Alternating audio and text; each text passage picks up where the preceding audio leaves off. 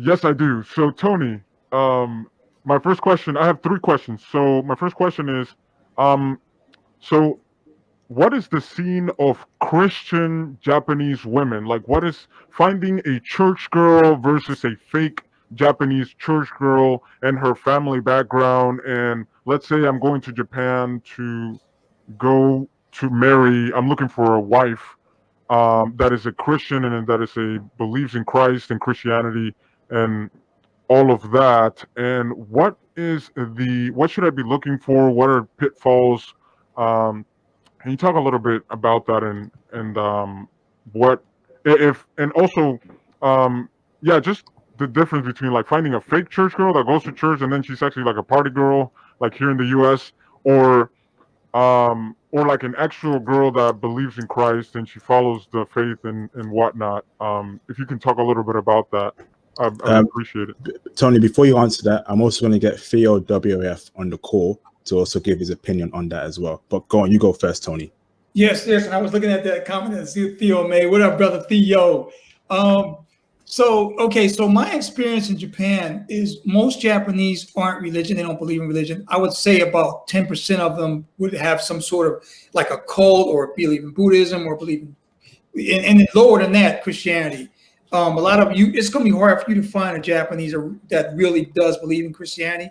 You may see them at having church weddings, and or they'll have a Buddhist or a Shinto funeral. Like I said, they only get into the moment. If that's what they need at the time, they'll do that. But you'll rarely find that. You'll find more Christians in Korea than you'll find in Japan. Really, in Korea? Oh Yes. yeah. There's a zillion Christians in Korea. It has to be at least 50% Christian. It's a paradise for Christian women. Let me go and answer this. So I was involved in the churches in Japan. First, you just need to go to a church, find one to go to. The ratio of single Christian women to Christian men is 7-1. And so you need to go in there, find an area with women that you like. Basically, you can visit a few churches, and then try to just talk one up and see what it's like. That's it. That's why I say my first serious girlfriend that I had was from church. So you might find some interesting stories.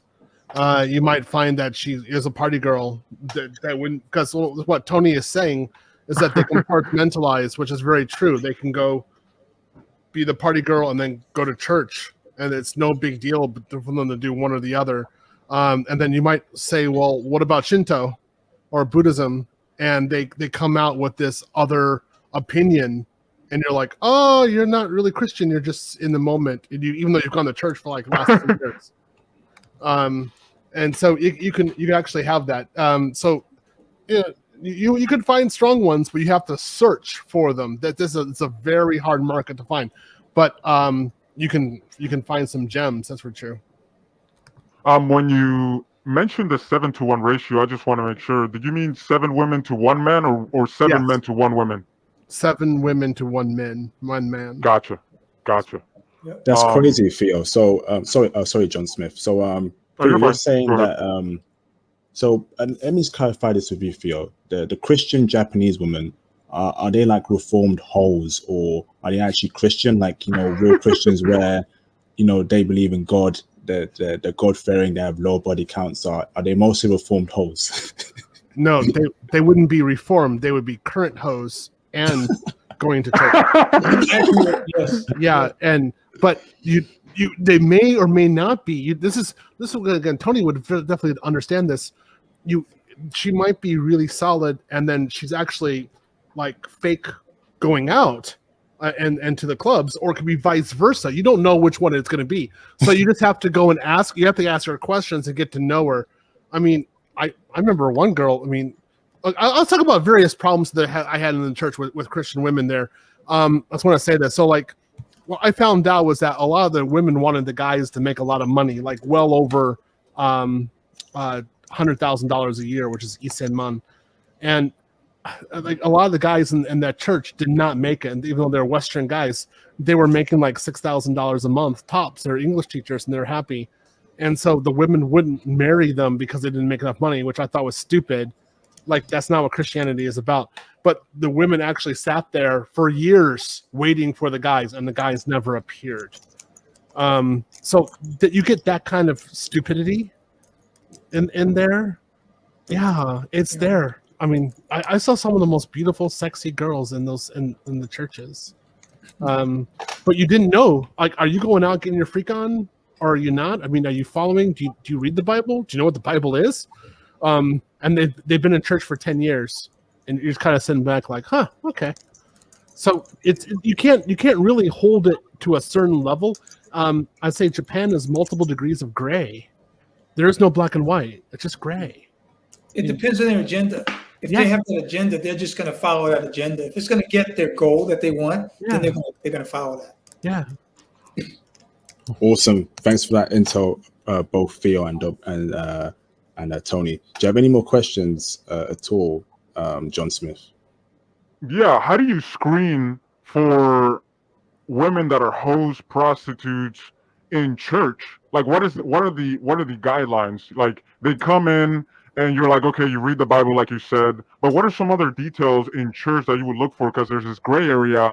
Because I think what you mentioned about women compartmentalizing, which I think is dangerous, when a woman begins to start compartmentalizing her life, there's different boxes that she starts creating, and then you are one of those boxes, and then everything else is another box, and you actually don't know about the other boxes, which is very dangerous.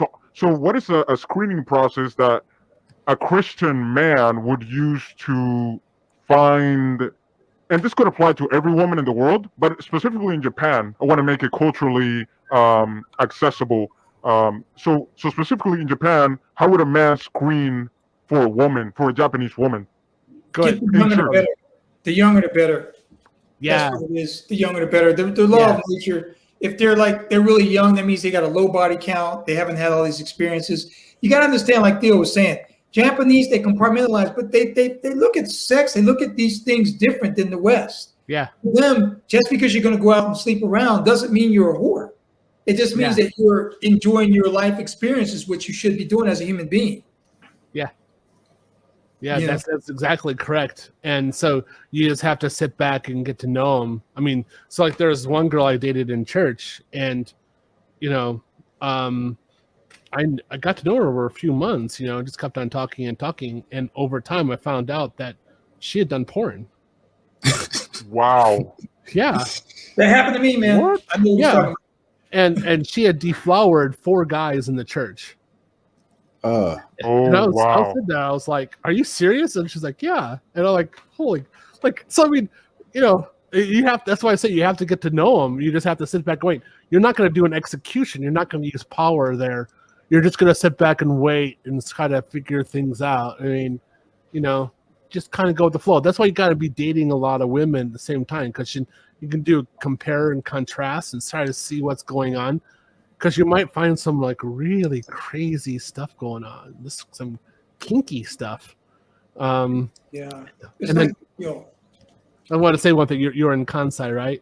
yeah. So I dated one girl, the first Japanese girl I dated. I said, I'm from Illinois, and she says, "Oh, I'm kinky." And I was like, Oh, man. "Yes, you understand the joke." Yes. Okay, so because they have an area in Kansai named Kinky. Kinky. Yep. And so that's what she thought it was normal to say, "I'm kinky." I said, "I'm dating you." Like, And if she thinks that's an advantage, she's going to take advantage of that. yeah. She had no idea what it meant in English. I was like, "Oh, thank you." Hey, No, John, Theo's right though. The Japanese, they reinvent themselves. I know, like that 8-year one-night stand I was in. That girl I found out later on too. It was too late. I was like married to her. She was in porn. She said she did soft porn, which soft porn. I don't care, soft or hard. It's still porn. And they don't think nothing of it. They're like, oh yeah, because when Japanese is more like a shame society over guilt. West is guilt. Japanese is shame. So they won't say anything. But if they get caught, then they're ashamed. But as long as they don't get caught, they don't worry about it. yeah. Wow. Is that any more questions, John, or is that it? Yeah. I have my last question, and I'm gonna basically ask a couple of things, but I'm gonna put it into a sort of a question here. Actually, so John, do you guys mind can, asking that later on? I'll come at you later on, okay? If that's okay. Yeah, absolutely. Absolutely. Awesome. Go All ahead. right, stay on the Thank line, you. bro.